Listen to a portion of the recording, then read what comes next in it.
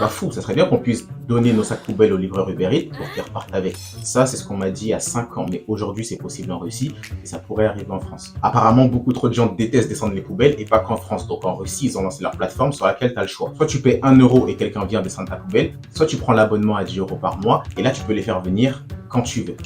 Folie. Sur Uber Eats, tu t'inscris pour devenir VTC. Sur leur plateforme, tu t'inscris pour devenir coursier. Ça doit être le terme marketing russe comme agent de propreté en France pour éviter de dire éboueur. Et pour l'instant, ça marche. Ils ont assez de coursiers pour que les clients aient toujours quelqu'un en moins d'1 heure. Sauf que quand j'ai mené l'enquête et analysé leur positionnement, je me suis demandé comment est-ce qu'on verrait leur marque si c'était en France. Parce que d'un côté, certains vont trouver ça horrible d'utiliser la précarité des autres pour des caprices personnels, ce qui n'est pas totalement faux. Mais de l'autre côté, certains diront que ça leur fait une source de revenus non négligeable en fonction de leur situation, et que si ça peut être utile aux personnes âgées ou en situation de handicap, pourquoi pas? Vous en pensez quoi, vous? Idée de génie ou de dégénéré? Moi, je pense que pour que le projet fonctionne, il faut un positionnement RSE et sociétal à l'extrême pour qu'il y ait beaucoup plus de raisons de soutenir le projet que de le critiquer. Et en parlant de critique, dans la prochaine enquête de génie ou dégénéré, j'ai trouvé une entreprise qui va vous choquer, surtout si vous connaissez des gens qui ont déjà fait des extensions de site. C'était Greg Dolsoer, soyez unique et montrez-le.